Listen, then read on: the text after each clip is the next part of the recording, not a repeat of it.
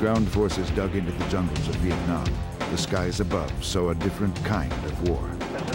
If you take every emotion you've ever felt in your life, love, hate, anger, I mean just rage, fear, to the part where you want to throw up, all of those things are going through you as you get into a dogfight.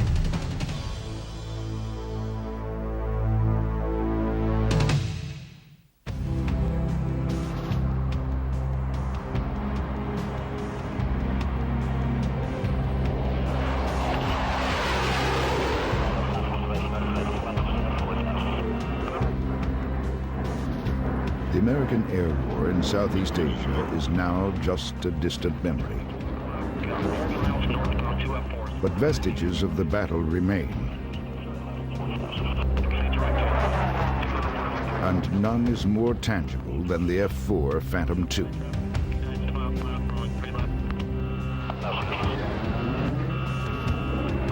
Despite its age, today's Wild Weasel is virtually a new weapon, an integral part of the machine that demolished Iraq's war-making capability in the Persian Gulf.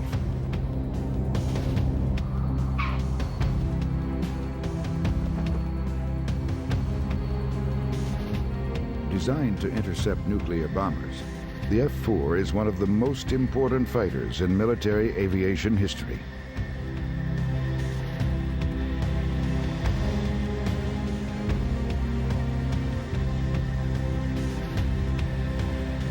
Although the Phantom's internal systems are state-of-the-art, the plane's airframe is nearly identical to those that flew in the skies above Vietnam more than 20 years ago. Most of the aircraft are older than the men who fly them.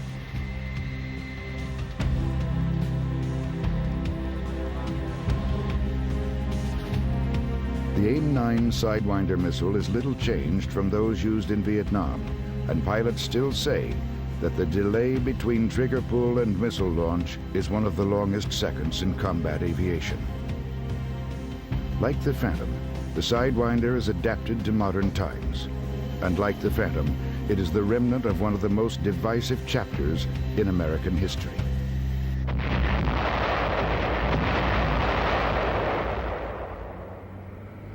In early 1965, over 30 Americans lose their lives to Viet Cong rocket and bomb attacks in South Vietnam. There are rumors of captured U.S. advisors being tortured. For many, the car bombing of the U.S. Embassy in Saigon is the final blow.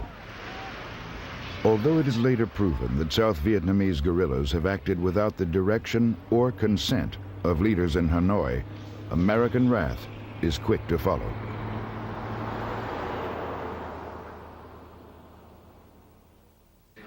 President Lyndon Baines Johnson, who until now is reluctant to order air attacks against the North, reacts swiftly. Limited strikes are launched on targets just above the demilitarized zone that separates North from South. The first of these is called Flaming Dart. It marks the beginning of an air campaign by the White House that will continue for 3 years. It also marks the beginning of a micromanagement of the war that will first paralyze and then destroy the Johnson presidency. The White House often goes so far as to choose the type of ordnance to be carried on particular missions, instructions which are then relayed to pilots flying strikes over hostile territory halfway around the globe. That's the way it was. I mean, Johnson himself boasted that the U.S. Air Force can't bomb an outhouse in North Vietnam without I say so. And he meant it. They selected the targets. They would select sometimes even the path of approach. They drew circles around things that were not permitted to be attacked. You know, a 13-mile radius or something around Hanoi, 4-mile radius around the center of Haiphong Port, a 30-mile line below the China border. Beyond this, you dared not fly if you were an Air Force guy. It is a mere 4 years since the Cuban Missile Crisis pushed the superpowers to the brink of Armageddon. Johnson treads lightly, fearful that full-scale bombing of the North might widen the war. The president's relationship to his generals is, at best, a distant one, marked by an undercurrent of distrust. As the war drags on, this distrust turns to open antagonism. The bomber generals who ran the Air Force at the beginning of Vietnam had essentially not much knowledge of, and certainly no sympathy with, the whole idea of a limited war. These are men who grew up in World War II, came of age as military leaders, and all of Europe was their target. They knew no bounds.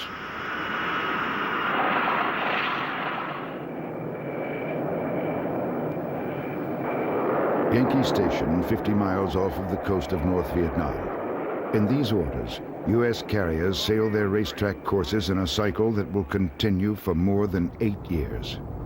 By March 1965, Flaming Dart has given way to a sustained air campaign called Rolling Thunder.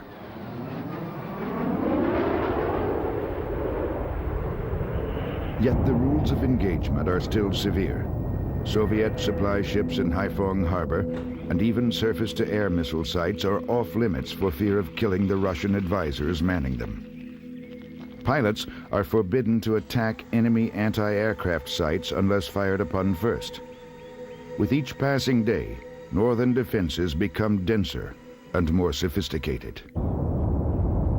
There was enormous frustration amongst us as we watched supplies and military equipment being offloaded in the port of Haiphong. Surface-to-air missile crates, ammunition that would be used against us the following day, and we couldn't touch them because of the rules. There was kind of a not-so-funny ha-ha floating around amongst the troops that the only people that are authorized to get killed in North Vietnam were fighter pilots from the United States. It was a very ludicrous way to fight a war. On October 26, 1967, several targets within the city of Hanoi are finally approved. Flying from the carrier Oriskany and his A-4 Skyhawk, Lieutenant John McCain sets out on the mission that would become the longest of his tour. Given 2 years to prepare themselves, North Vietnamese defenses are now formidable. The mission that I was shot down on was the first strike inside the city of Hanoi. At that time, Hanoi was the most heavily defended place in the history of air warfare. It had 3 rings of surface-to-air missiles around the city. We were striking the thermal power plant, i.e. the electrical generating plant built by the French inside of Hanoi.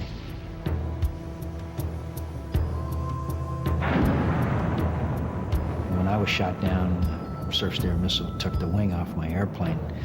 So I was in a very wildly gyrating dive, and so when I ejected, I broke my arms and my leg. My chute opened just before my feet hit the water of the lake, thereby precluding any escape and evasion opportunities. It was a very interesting experience to land in a city that you just finished bombing, and I got a less than warm reception, or you might describe as a very warm reception. The Vietnamese came out and pulled me out into the arms of a very agitated crowd of Vietnamese who bayoneted me a couple of times and broke my shoulder. And fortunately, the Vietnamese army came along and took me to the Hoa Lo prison, which we know of as the Hanoi Hilton.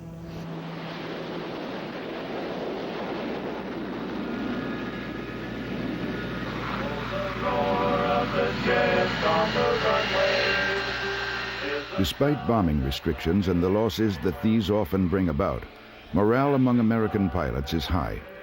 As Rolling Thunder continues, strikes against the North are increasingly carried out by U.S. Air Force F-105 Thunder Chiefs, flying from bases in Thailand. But most of the real fighting in Vietnam takes place on the ground and in the South. It is here that planes like the 105 prove how potent close air support can be.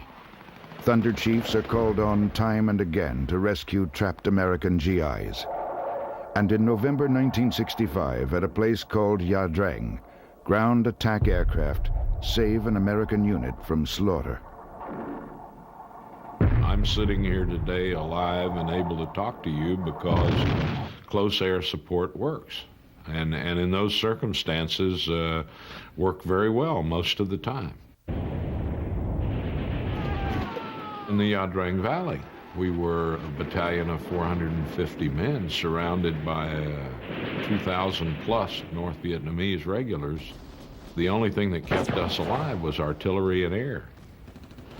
On the second morning of that battle, the forward air controller who was on the ground with us, wonderful guy, good time Charlie Hastings, lieutenant, phantom pilot. Boy, was he getting his feet wet as an infantryman. He radioed a code called Broken Arrow, which meant American unit in danger of being overrun.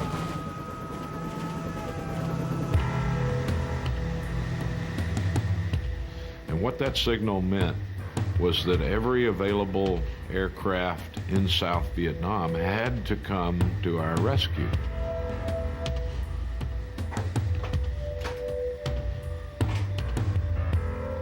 And they came.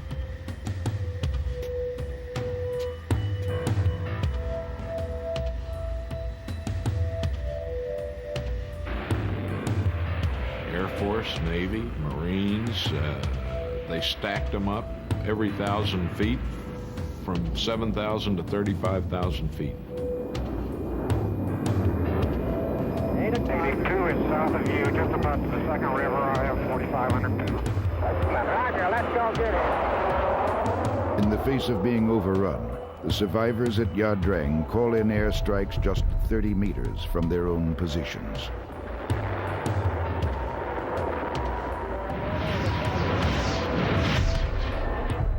And it was awesome. They poured it on, and we talked to the North Vietnamese a couple of years ago about what it was like over there on the other side, and one colonel said, we thought we were in a sea of fire. We didn't think any of us would live. Okay, Detroit, let's get out of here to the southwest.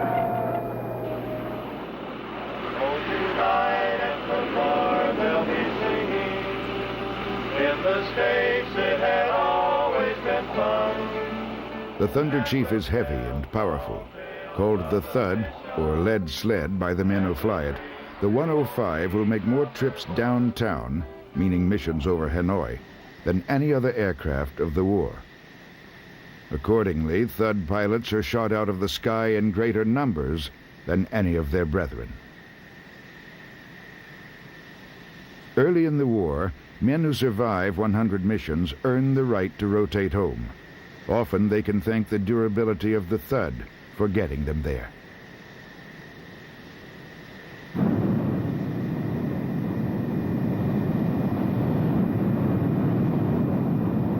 The 105 was designed primarily for low altitude, high speed ingress, egress, and delivery, and either with tactical nuclear weapons or with conventional weapons. And so it was designed to do the air-to-ground mission. It had good sight system, it had a good delivery system that would give you a fairly precise delivery for air-to-ground munitions.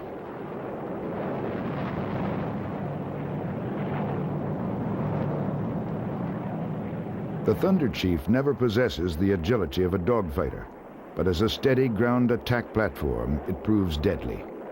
Its long legs and aerial refueling capability become crucial to men and machines hoping to make it from Thai air bases to targets over Hanoi, and back again. Like most aircraft in the American arsenal, the 105 is a product of the Cold War, constructed to fly very fast and very far to deliver a nuclear payload to Russian soil.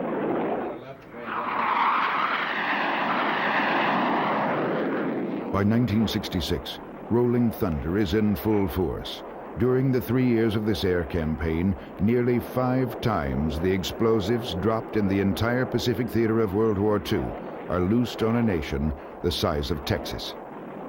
At the top of the list are the bridges leading from China to Hanoi and from Hanoi to the south.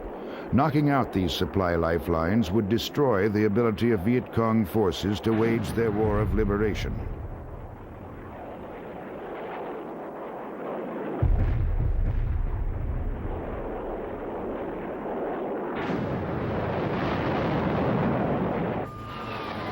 Bridges like the one at Tan Hoa become symbols of defiance for the Vietnamese people, and intricate flak traps are erected around it. U.S. flyers call it the Dragon's Jaw. Over 30 American pilots are lost attacking the bridge. 3 years and hundreds of sorties matter little.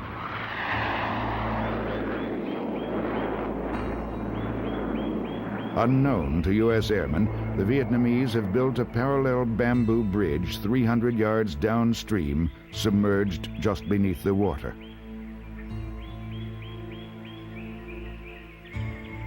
From the beginning, the people of the North display a remarkable flexibility in reacting to the American air onslaught. They were very good, very quick to react. We attacked fuel depots that oiled the PT boats and the North Vietnamese patrol boats, etc. Almost immediately, the North Vietnamese began disassembling their above-ground fuel depots because clearly these were not going to be safe, and they simply dispersed them. They started digging in underground tanks all over the country, and that was the end of that. You know, General LeMay said, let's bomb them back to the Stone Age. Well, the problem with that is that they weren't very far out of the Stone Age when we started. But air defenses over this peasant society prove anything but primitive. From their Russian benefactors, the Vietnamese receive hundreds of state-of-the-art SA-2 surface-to-air missiles. Many of these sites are still off-limits to American pilots flying overhead. It is a deadly arrangement. And by 1967, nearly 100 U.S. aircraft have been lost to SAM attacks. Finally, after months of sitting there watching them building these SAM sites, they knocked one of us down, and we began immediately. Then, let's go after them. So they do planning, and they mount a raid. And they send a dozen F-105s out of Korat, Thailand, against this thing. What happens? 6 of them, half of them are shot down because they have moved the missiles, put up cardboard decoys, and built this monster flak trap. We're getting flak south target water. Watch it. Eagle flight, a lot of flak out south that missile site. You're to go in at low level, one 4-man group after another, down the same line of flight to the target. Maybe the first 4 get through okay, but then the gunners all have the range, the altitude, and they just sit there and shoot you out of the sky. And the pilots themselves, drove them crazy.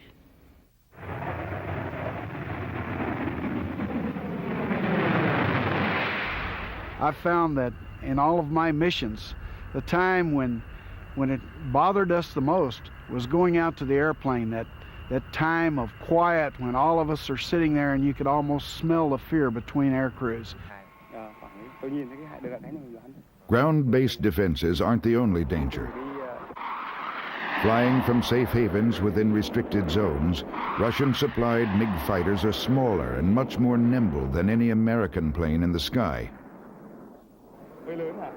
Soviet instructors soon turned green North Vietnamese pilots into a force to be reckoned with.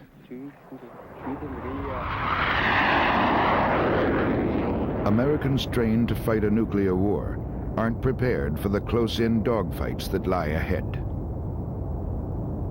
Our Phantom pilots were trained as interceptor pilots.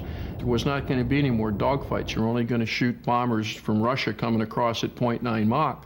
And we were engaged with tight turning MiGs, and we weren't doing very well. We had a 1-to-1 kill ratio.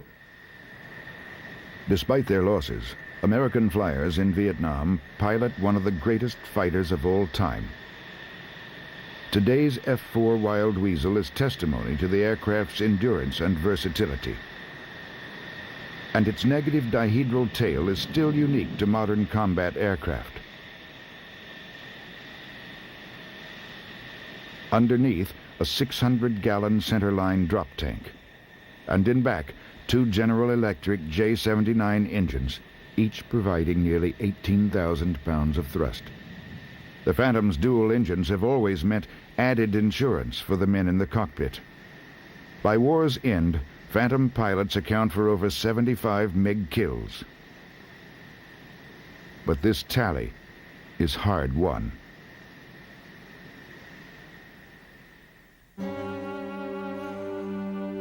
The Phantom was a powerful machine. It had very good weapon systems, a good radar system, but a MiG would outturn me. The MiG-17 turned at about 19 degrees a second. A Phantom turned at about 11 degrees a second, which tells me if I get behind him and he turns at 19 degrees and I turn at 11 degrees, it doesn't take a mathematician very long to figure out he's going to come back around and shoot me if I try and stay in a horizontal fight. The upcoming showdown between MiG and Phantom marks a watershed in American military aviation. By 1968, the Navy's Top Gun School is founded. There, men trained to fight a nuclear war are retrained to learn traditional dogfighting techniques. We went up and fought against the F-106s at McChord with the Air Force. We fought against anything that would turn that was dissimilar to the Phantom. And when I met my first MiG, I had 200 simulated combats under my belt. I had far more experience than the MiG driver had. After Top Gun was established, the Navy went to a 12-to-1 kill ratio. And if you were engaged by a MiG-21 and were at a disadvantage, the best maneuver is to get rapidly below 10,000 feet in full power, full afterburner, and then work in the vertical. We could outturn the MiG-21 under those conditions and gain an advantage. In the skies above Vietnam, pilots hurtled at one another faster than the speed of sound. But their tactics often replicate those employed by aces flying over the trenches of World War I Europe half a century before. To me, dying was a pretty serious thing. I was a student of Richthofen and Immelman and Galan and Pappy Boynton and Chuck Yeager and Wally Schirra, people that had set the stage for us. And I knew why they were successful, because they focused on the air. When I knew that I was going to meet another pilot in the air, that I wasn't going to walk away alive if I wasn't prepared. You look at the advantages of your airplane and the disadvantages of the enemy. What are his weapon systems? How can he bring them to bear? And while you're doing that, unfortunately, quite often you've got a lot of other airplanes around. So what you would do is each of them is see, A, what's the capability of the pilot? If he's not flying his airplane very well, I'll go right for his throat and kill him quick. If he is flying a very good airplane, then I will fight him a little more defensively, make him make a mistake, and then I will go for his throat.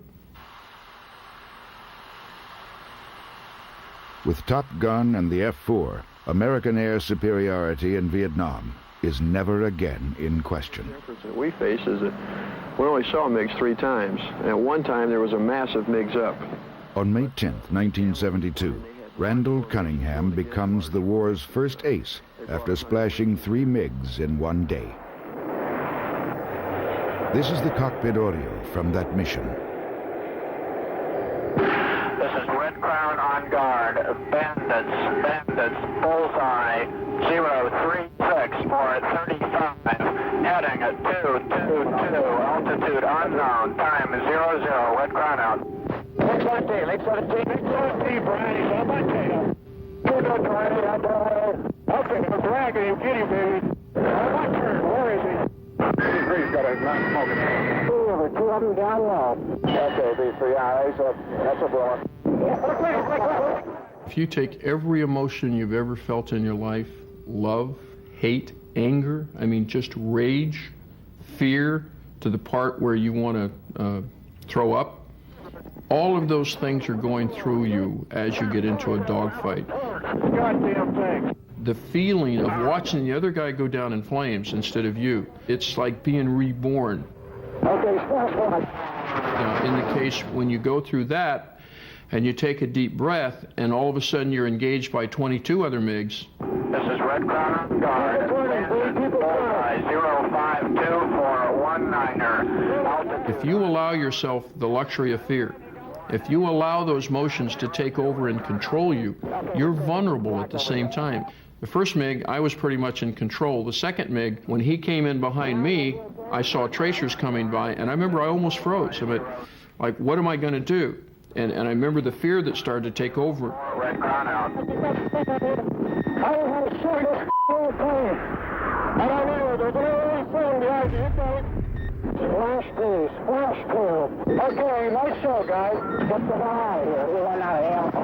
Heads up, you got a look behind you. Where is he? Okay, he's right in your tail. Just don't let him get going. It's a 17. You outrun him. Hey, keep talking. I got you, baby. I got you. All right, one bandit. Dude, you got another one.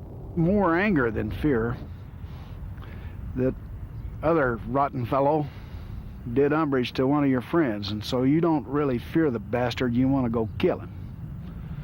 I guess that's the warrior nature of fighter pilots.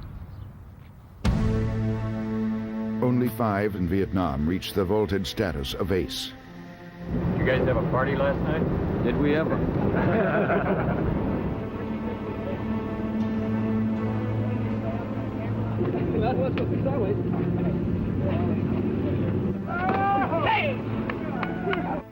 I remember coming back to the carrier, and one of the pilots said, "Duke, how did it feel to kill somebody?" And it hadn't struck me until that moment, and I remember, again, the impact. I think if you ever get used to taking another human life, you shouldn't be there.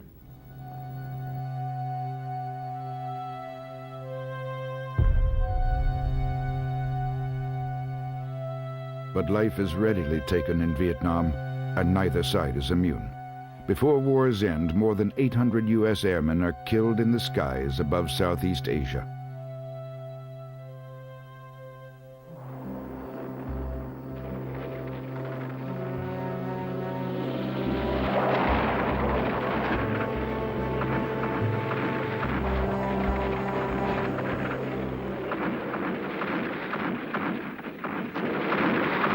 As with body counts in the ground war, policymakers turned the skies above Vietnam into a macabre battle of statistics.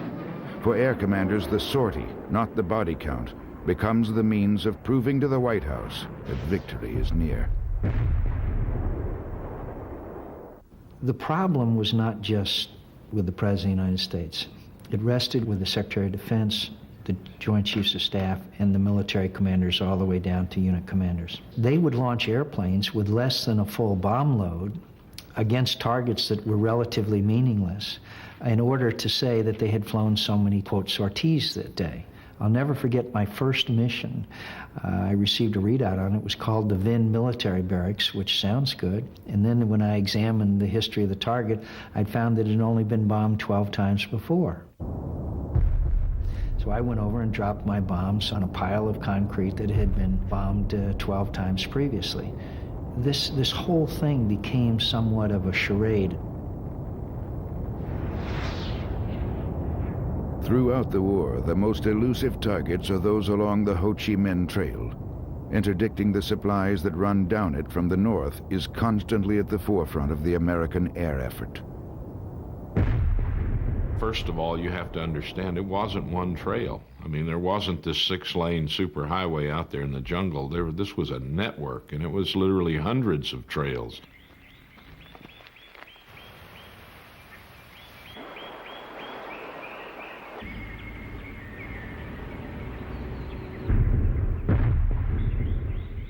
And if you cut one, they went around and started a new one.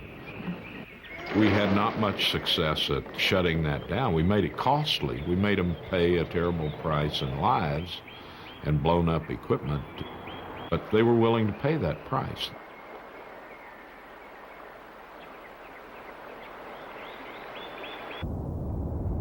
Acoustic and seismic detectors are dropped to pick up movement beneath the dense layers of jungle canopy.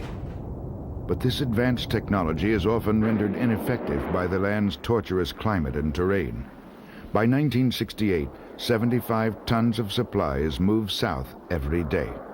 What I laughingly called the secret weapon of the Vietnam War was this bicycle, with a bamboo pole tied to the left handlebar, and the frame supporting two poles that stuck up. And to these poles, they tied 400 or 500 pounds of stuff. And this is what they moved their war supply with down the Ho Chi Minh Trail. Now, here we are with Mach 1.5 fighter planes trying to blow up a guy pushing a bicycle.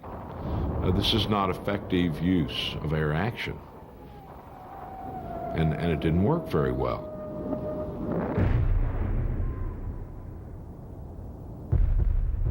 One of the primary weapons in hitting the trail was the B-52. Like the Phantom, it still flies today. Any rings, watches, make sure you guys have your protection on, have a nice safe load. 10 up, break.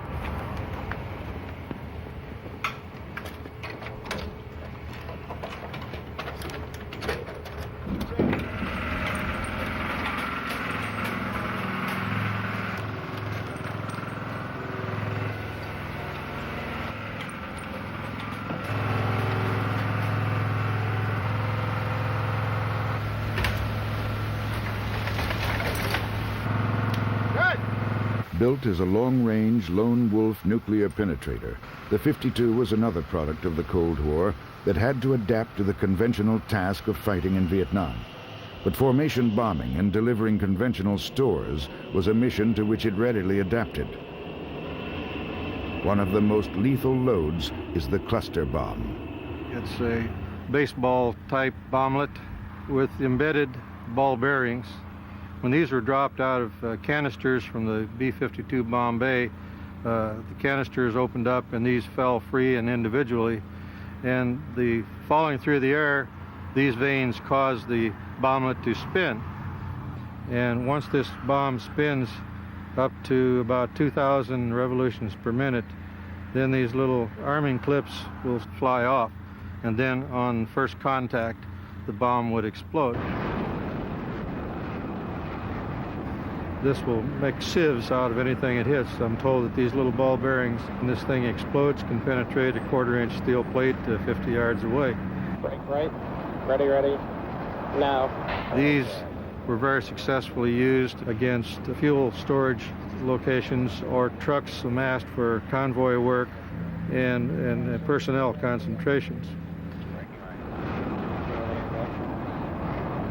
Okay.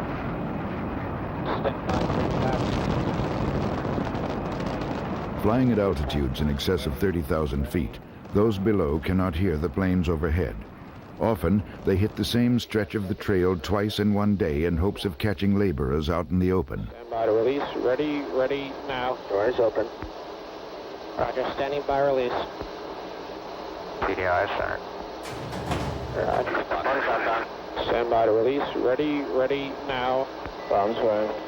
From a kilometer away, the sonic roar of a 52 drop tears eardrums and knocks victims senseless. From a ½ kilometer, bunkers collapse, burying alive those cowering inside.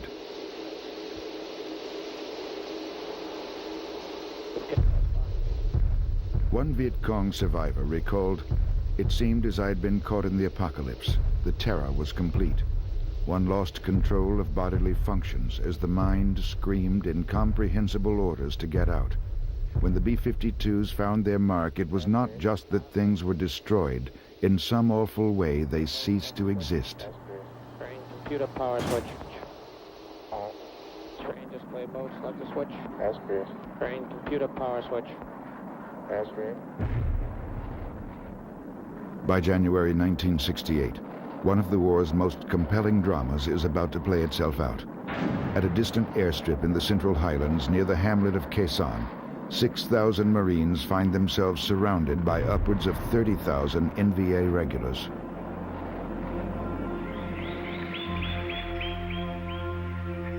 For the first time in the war, the enemy amasses division-sized units for a set-piece battle. Here, more than anywhere, the Strato Fortress plays a pivotal role.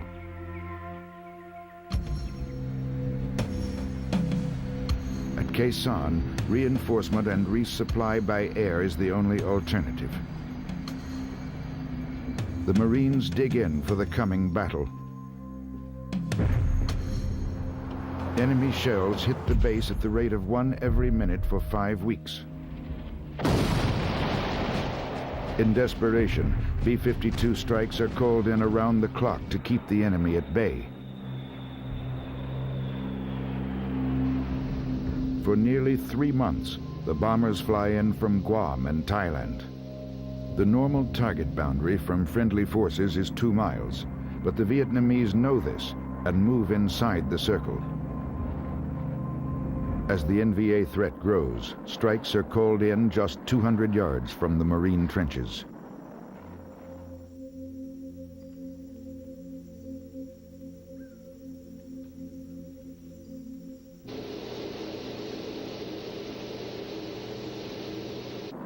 Bomber cells arrive over Khe Sanh every 3 hours for nearly 6 weeks.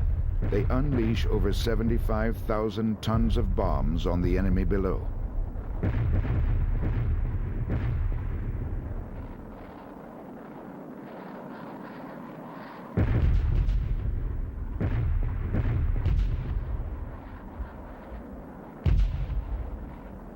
These are things that are never forgotten.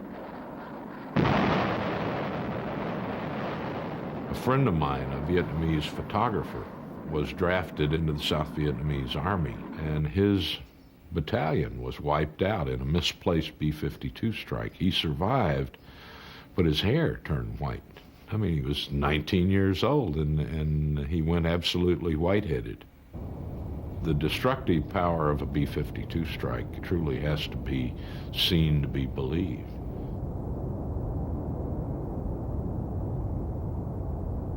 The savior of the Marines at Khe Sanh is not the Stratofortress alone.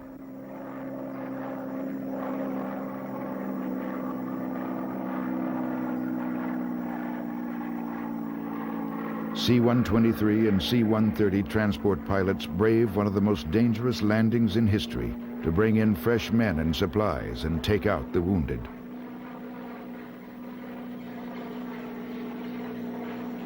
Most of our operations, we'd fly in at high altitude, which for us was about 3,000 to 5,000 feet, and then we'd throw out full flaps and drop the gear and just dive at the runway and flare just before contact so that they didn't have time to decide whether they wanted to shoot us or not. For many trash haulers, NVA gunners aren't the only threat. I think I took more gunfire from the United States Marines than I did from any of the North Vietnamese regulars. Usually we'd start real early in the morning as we flew over the Marine fire bases, and we woke them up and they didn't like that, so they'd take a few shots at us.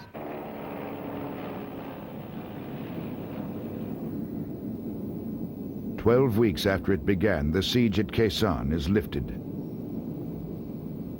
2 months later, the base is abandoned. 1968 also marks the end of Rolling Thunder.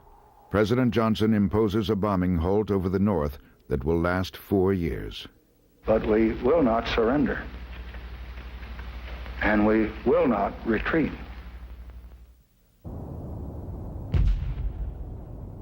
But in the south, it is business as usual. Many regions have been declared free fire zones. By war's end, nearly 75% of the ordnance dropped will fall not in North, but in South Vietnam. Nothing epitomizes the brutal efficiency of American air power better than the AC-47 and AC-130 gunship.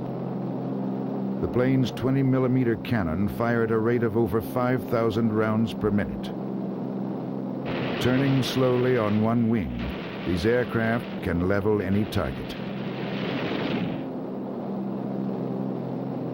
We got a call from the ground controllers telling us to leave the area because there was heavy artillery coming in. And of course, the low-flying aircraft were supposed to leave that area because the arc of the artillery, we didn't want the aircraft to get struck. And we were trying to tell him that there's no heavy artillery coming in. We were the heavy artillery. And of course, he's thinking, well, these 105 howitzer shells aren't coming from an airplane.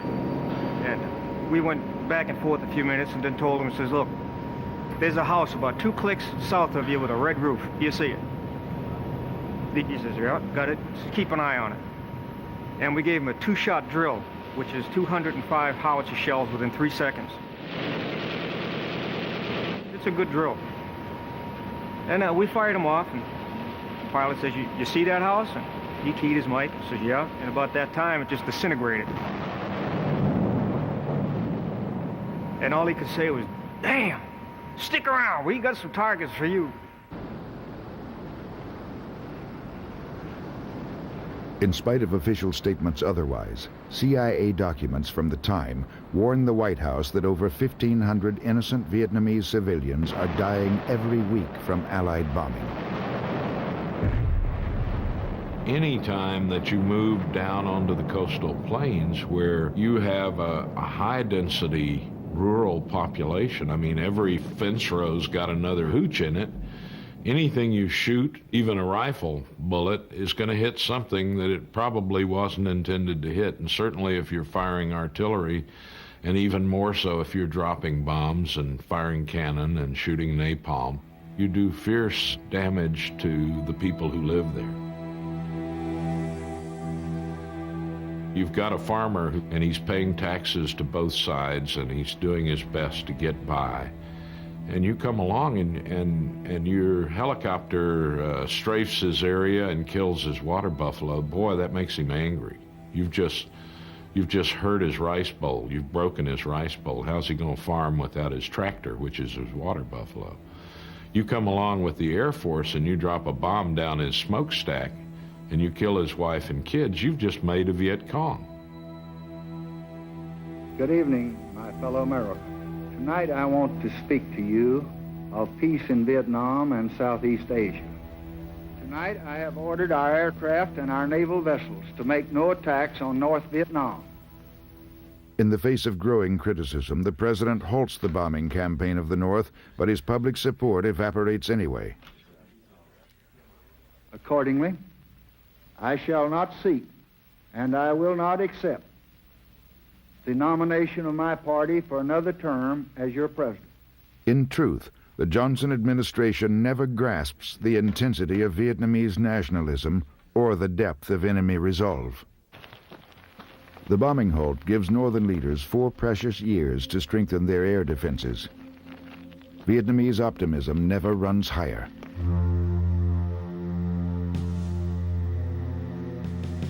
As the spring of 1972 approaches, nearly 20,000 more Americans have died in Vietnam since Nixon took office on a platform promising to get out of the war. Morale is at a low point. As the U.S. scales down its commitment, negotiations drag on in Paris. By winter, the White House has run out of patience. President Richard Nixon is consumed with a showdown mentality. In a memo to Kissinger, he writes, "I cannot emphasize too strongly that I have determined that we should go for broke. I intend to stop at nothing to bring the enemy to his knees. He has gone over the brink, and so have we. We have the ability to destroy his war-making capacity. The only question is whether we have the will to use that power. What distinguishes me from Johnson is that I have the will in spades." American aircraft are again flying over the North. Advances in smart bomb technology enable them to do the impossible. Using 2,000-pound laser-guided bombs, a pair of Phantoms strike the bridge at Tan Hoa. In just seconds, the Dragon's jaw is no more. Across the region, over 200 B-52s are assembled. In Guam alone, they take up over 5 miles of ramp space.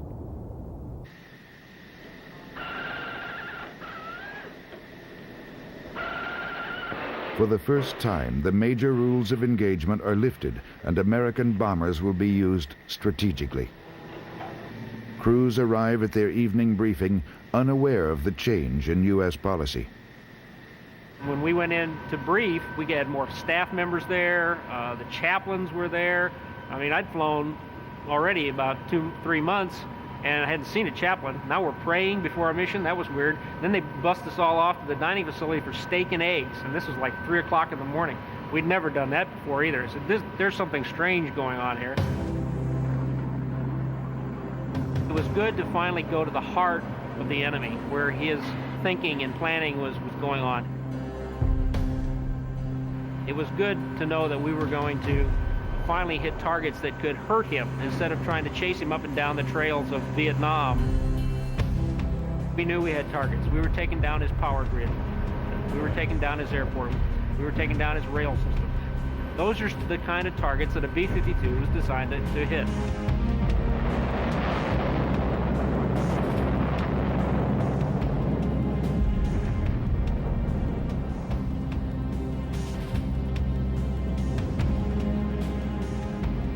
In little more than a week, U.S. forces drop over 100,000 bombs. For their part, Vietnamese gunners fire off over 1,000 missiles, knocking nearly 30 American airplanes out of the sky.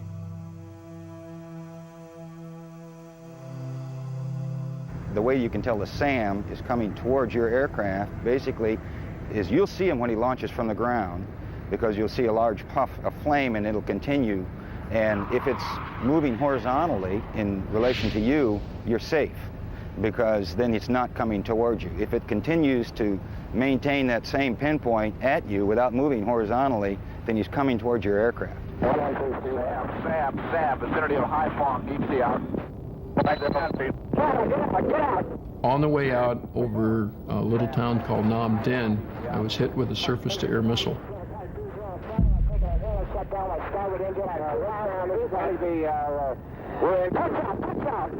I remember thinking that I didn't want to be a prisoner of war because the airplane absolutely went upside down.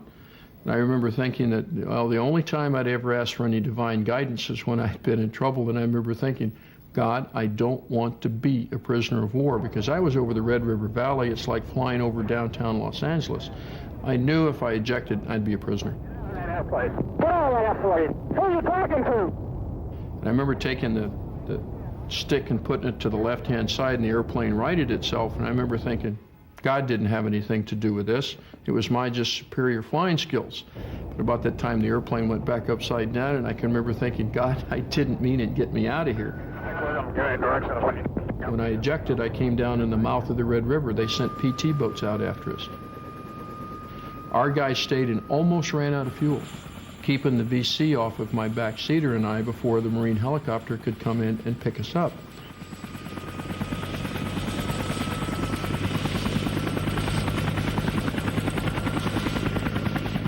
So it's a team effort.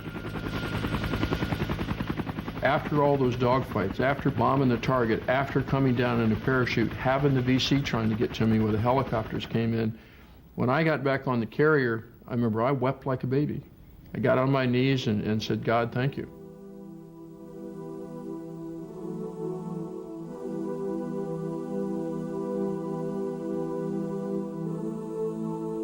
For the men of the Hanoi Hilton, the Christmas bombings of 1972 bring renewed hope. One night, air raid sirens went off and began perhaps the most spectacular and, to us, encouraging display of military power that we'd ever observed. And that was wave after wave of B-52s flying at night, somewhere around 35,000 feet, and they were dropping enormous amounts of bombs on designated military targets. Even though they were far away, the room would shake. Sometimes even the air would be sucked out of the room slightly. When a B-52 was hit, it would light up the entire sky in a pink glow. It would mark its progress from over 30,000 feet to the ground. The North Vietnamese are never really caught off guard by U.S. strikes. Soviet intelligence trawlers drift in the waters off of Guam and shadow U.S. carriers. They supplement a sophisticated early warning radar net and throughout the war relay flight data on impending raids to Hanoi.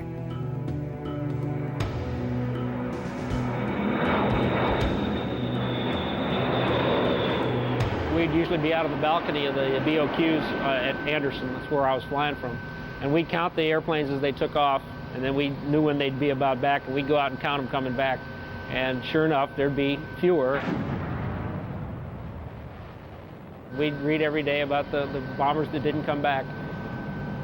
Yeah, we knew it was happening. And we were concerned about it because every airplane was flying the same track, in and out. Vietnamese gunners sight in on well-worn American bombing paths.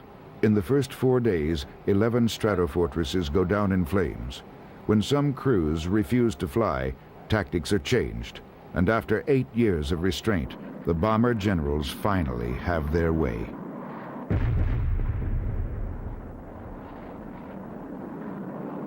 I tried not to think about what we were doing to those people personally, but I tried to think about those friends that I'd lost and the friends that I lost daily because we had people get killed daily, airplanes not come back, and when you get back and you see someone come in to clear out a locker, it kind of gave us a little bit of a feeling of, to hell with them, let's do what we've got to do and get this over with.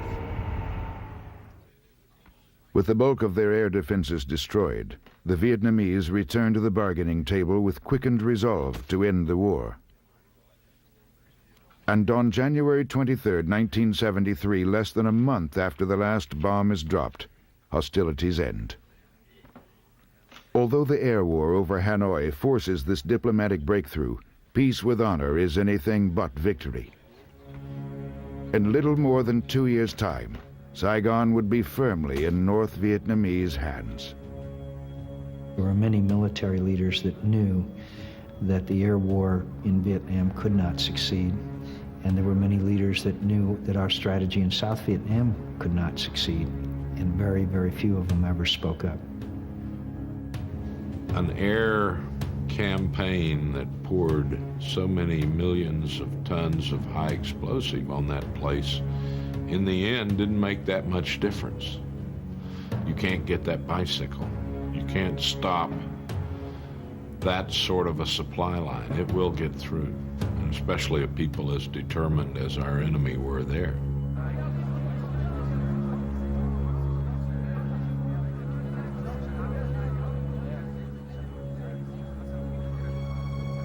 For men like John McCain, the war is nearly over. There was a kind of a moment when the pilot of the airplane came over the loudspeaker when we were leaving Vietnam that we had left Vietnamese soil and were over the water. That probably was a demarcation point, both mentally and physically. Everybody cheered, hollered and shouted and cheered. On February 12, 1973, the first released American pilots landed Clark Air Force Base in the Philippines. After 7 years, 6 months, and 24 days in captivity, Navy Commander Jeremiah Ditton steps forward to speak for McCain and the rest. The whole country welcomes you. We're so glad to have you back and so thankful for what you and all of you have done for us.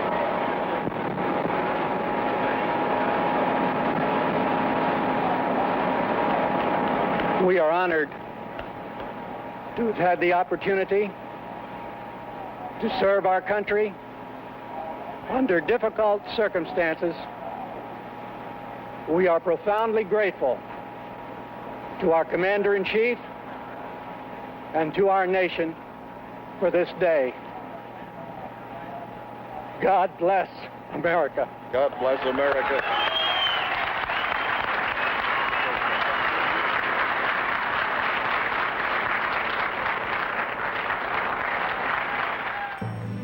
We could have nuked the place. We could have turned all of North Vietnam into a glass-floored, self-lighting parking lot. In 1965, Lyndon Johnson gave a speech at Johns Hopkins in Baltimore where he basically offered $2 billion in aid to the North Vietnamese if they would stop their aggression in South Vietnam. Lyndon Johnson was forever puzzled as to why he didn't hear from Ho Chi Minh. Even if we had invaded North Vietnam and taken the place, my son today would probably be in an army that was garrisoning South and North Vietnam.